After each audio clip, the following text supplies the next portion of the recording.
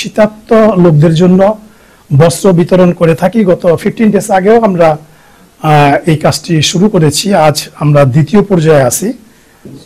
আমরা মধুমালাকে মিরপুরের একটা প্রতিবন্ধী স্কুলে পড়াশোনার জন্য, তোমার স্কুলের নাম কি Madhumala? Baptist Mission Integrated School. Thank you. তুমি এবার কোন ক্লাসে আছো? আমি এবার ক্লাস 2 তে আছি। মানে প্রথম শ্রেণী থেকে দ্বিতীয় শ্রেণীতে উত্তীর্ণ হয়েছে? জি। কততম হয়েছে তোমার পজিশন?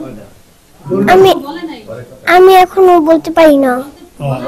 সিরিয়ালটা পায় না, এখনো পায় না, পাবে। সুবর্ণা, আমাদের সুবর্ণা, আমরা সুবর্ণার বাচ্চাকে দৃষ্টি প্রতিবন্ধী, বয়স 7 মাস, একটা চোখের অপারেশন করিয়েছি এবং ইনশাল্লাহ সে এখন 80% দেখতে পায়। দ্বিতীয় চোখের অপারেশনও হবে। সুবর্ণাকে কম্বল বিতরণ করছেন। সুবর্ণা নিজেও একজন দৃষ্টি প্রতিবন্ধী এবং সে গ্রাজুয়েশন করছে আর কি, তাই না? সুবর্ণা কিছু বলো। আমি সুবর্ণা আক্তার, আমি বর্তমানে হরেগঙ্গা গভর্নমেন্ট কলেজ থেকে অনার্স ফার্স্ট ইয়ারে এক্সাম দিছি রাষ্ট্রবিজ্ঞানের উপরে। তো সবাইকে অনেক অনেক ধন্যবাদ যে আমার ছেলের অপারেশনের জন্য যারা হেল্প করছে।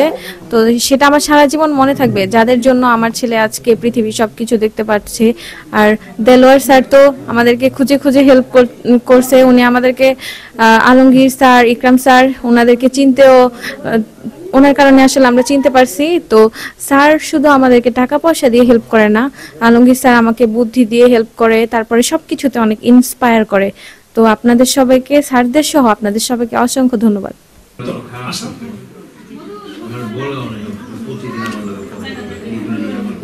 এরপর একজন আসো, মারফতানি বয়াতির ফ্যামিলি।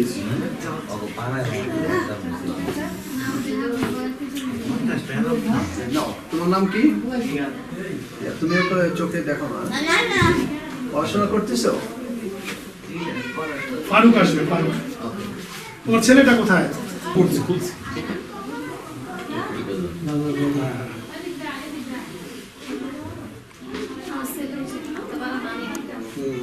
খুবই করুণ অবস্থা, হাঁটতে পারে না। আসেন, এরপর একজন আসেন। এই হলো বোবা। আপনার ছেলে কোথায়? জি, আমাদের জন্য দোয়া করবেন। এরপর আসেন একজন। এরা সব কাইচেরের অধিবাসী, এখন যারা নিচ্ছে এরা কাইচেরের অধিবাসী। আমি কাইচেরের অধিবাসী যারা আছেন তাদেরকে বিনীত অনুরোধ করব, তাদের পাশে দাঁড়ান, সাহায্য করেন, সহযোগিতা করেন, সহযোগিতার হাত বাড়াইয়া দেন, সালাত কায়েম করুন এবং আপনার উপার্জিত অর্থ থেকে প্রতিদিন জাকাত দেন। বাৎসরিক কোনো জাকাতের বিধান এমদাদ ভাই কোরআনের কোথাও কি পেয়েছেন? না, যে বাৎসরিক জাকাত যে আমরা প্রদান করি, এটা কি কোরআনের কোথাও পেয়েছেন? আকিমুস সালাত ওয়া আতুজ যাকাত, যেখানে যখনই সালাত হবে তখন পরিশুদ্ধ আমরা এটা ধরতে যে এই কিভাবে আসছে দেখেন। এই যে আপনারা দেখতে পাচ্ছেন ওনার বাড়ি কান্দাপাড়া। আপনার কান্দাপাড়া বাজারের বেতকে ইউনিয়নে কুন্ডের বাজারের মোড়ে ওকে প্রায়শ দেখতে পাবেন। ওর জন্য দোয়া করবেন। ওর বাবার বোঝা বলতে গেলে এবং রহমত ও বরকত আমরা বলতে পারি, এটা একটা পরীক্ষা। না, এটা বাবার বোঝা হবে না, সমাজের এটা হলো আল্লাহর তরফে পরীক্ষা, এটা কোনো বোঝা না, আল্লাহর তরফের পরীক্ষা এবং এটা আমাদের সকলের জন্য পরীক্ষা। সমাজ মনে করে যে এরা বোঝা না, এটা এই জায়গাতে বেরিয়ে আসতে হবে। ইসলামিক দৃষ্টিতে, কোরআনের দৃষ্টিতে এরা হচ্ছে আমাদের জন্য রহমত ও বরকত স্বরূপ এবং পরীক্ষা স্বরূপ। পরীক্ষা, এটাই পরীক্ষা। আমাদের উপার্জিত অর্থের যে পরিমাণ, এটা আমরা কিভাবে খরচ করি, এটা পরীক্ষার জন্য আল্লাহ আমাদেরকে দুনিয়া মানুষের বুঝানোর জন্য। যে তোমরা তোমাদের উপার্জিত অর্থের, কি বলেন আলমগীর ভাই, কি বলেন? জি জি, হ্যাঁ, দাইমি সালাত, যেটাকে আমাদের আল্লাহ হাফেজ বলেছে আমাদেরকে। আসেন, এরপরে একজন আসেন। আসতে চায় না তো, না মা আসে না, বুঝে না তো, ওর মাসও আসতে বলেন। একটু বলি এটা হচ্ছে আমাদের সাবেক যে ইউনিয়ন পরিষদের চেয়ারম্যান জনাব জহিরুল হক লিটন, ওনার বাড়ির পশ্চিম পাশের পূর্ব পাশের বাসিন্দা, একই ফ্যামিলির মোট 3 জন। ওনার চাচাতো ভাই, আমরা পরিচয়টা মানে ভাতিজা, ওনার ভাতি চাচাতো ভাইয়ের ছেলে, আপন চাচাতো ভাইয়ের ছেলে, তারা 3 জন প্রতিবন্ধী, 3 জনই বয়স প্রায় 40 এবং 50 বছর। ওদের বাপ মা কেউ নাই, শুধু একটা বোন আছে সুফিয়া, তাদেরকে দেখছে। জি, আমরা বিনীতভাবে অনুরোধ করবো আউটস ইউনিয়নের ধনাঢ্য ব্যক্তি, প্রচুর টাকা আপনাদের আছে, এই অসহায় দরিদ্র মানুষদের পাশে দাঁড়ান। আপনারা একটু কোরআন খুলে দেখুন যে দানের ক্ষেত্রগুলি কোথায় আছে, মসজিদ মাদ্রাসা না অসহায় বুদ্ধি প্রতিবন্ধী গরিব লোকজন। কি বলেন আসাদ ভাই? জি, দানের ক্ষেত্রে মসজিদ কখনোই কোনো ইট পাথরের নয় এবং দানের ক্ষেত্র নয়। আর কে বাকি আছে? আমরা সুফিয়া ফ্যামিলির লোকজন আচ্ছা, আছে। ওদেরকে দরকার না, ওদের দিছে না, আপনাদের একটু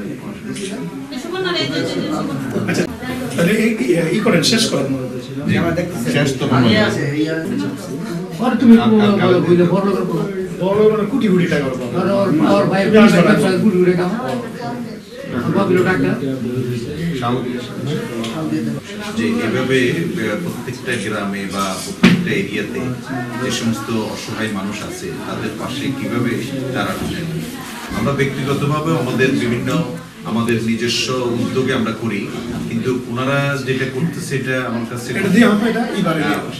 খুব সুন্দর মনে হচ্ছে আর কি। এই সমস্ত বিষয়গুলো তো ইউরোপের দেশগুলোতে গভর্নমেন্ট দায়িত্ব নেয়, আমাদের দেশের গভর্নমেন্টেরা এগুলো দায়িত্ব না নেওয়ার কারণে বিত্তশালীরা পাশে দাঁড়াতে হচ্ছে।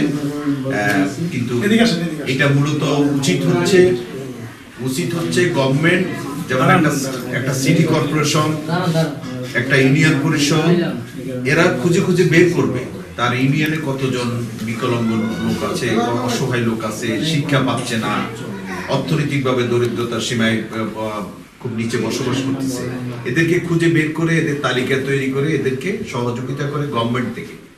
আমরা দুর্ভাগ্যবশত আমরা ভারতবর্ষে আমাদের এই অনুন্নত দেশগুলোতে নাগরিক হওয়ার কারণে আজকে গভর্নমেন্ট থেকে এই সুযোগগুলো পাচ্ছে না, মানুষ গভর্নমেন্ট এদেরকে খুঁজে বের করতে পারছে না বা এদের জন্য কিছু করতেছে না। এই জন্য আলমগীর ভাইয়ের মতো লোক, দেলোয়ার ভাইয়ের মতো লোক, ওনারা ভাই যারা আছেন এখানে, তারা এই উদ্যোগটা নিয়েছে, আমরা স্বাগত জানাই। যে এভাবে আমি মনে করি যে আজকে যারা আমরা এখানে দেখে গেলাম ওনাদের এই চ্যারিটির কাজটা, এটাও আমরাও আমাদের জায়গায় আমরাও করতেছি, আমাদেরটা হয়তো এরকম না, অন্য প্ল্যাটফর্মে আমরা করতেছি। তো আমরাও উদ্বুদ্ধ হলাম যে আমরাও এই ধরনের কিছু যাতে আমরা করতে পারি ফিউচারে মানুষের, অর্থাৎ এই 54,000 বর্গ কিলোমিটার অর্থাৎ ট্যাংলার থেকে তেঁতুলিয়া, রূপসা থেকে পাথুরিয়া, প্রত্যেকটা এরিয়ার মধ্যে মানুষকে কিভাবে সচেতন করা যায়, মানুষকে কিভাবে সুশিক্ষায় শিক্ষিত করা যায়, অর্থনৈতিক দুরবস্থা থেকে মানুষকে কিভাবে উদ্ধার করা যায়, এটা আমাদের সচেতন মানুষগুলোকে এই উদ্যোগটা নিতে হবে। কারণ হচ্ছে আমাদের দেশের এখনো সরকারি বলেন মানে বেসরকারি উদ্যোগে এটা করতে হবে। এবং বর্তমানে যিনি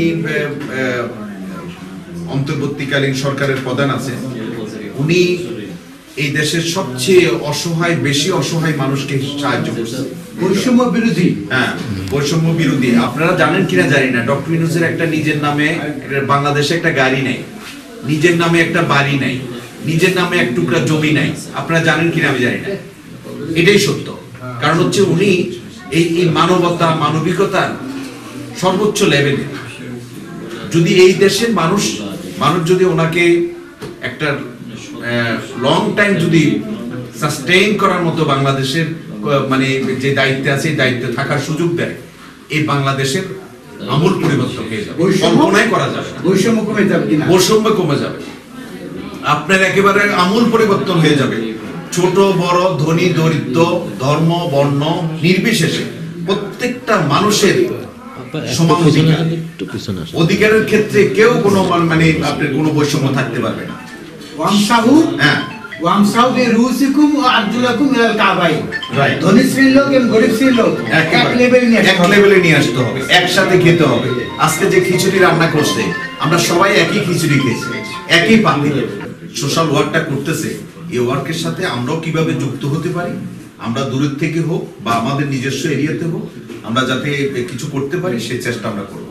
মাইদার 6 নম্বর আয়াতে যেটা বলা হয়েছে ওয়াইজা কুনতুম ইলাস সালাত ফাকসিলু উযুহাকুম ওয়া আইদাকুম ইলাল মারাফিক। ফাকসিলু উযুহাকুম ওয়া আইদাকুম, আমাদের ক্ষমতা, আমাদের লক্ষ্য উদ্দেশ্য হবে মারাফিক। এই যে সমাজের এই সমস্ত মানুষ, তাদের জন্য আমাদের লক্ষ্য উদ্দেশ্য রফিক থেকে আসছে হ্যাঁ, রফিক থেকে এসছে মারাফিক, জনহিতকর কাজ।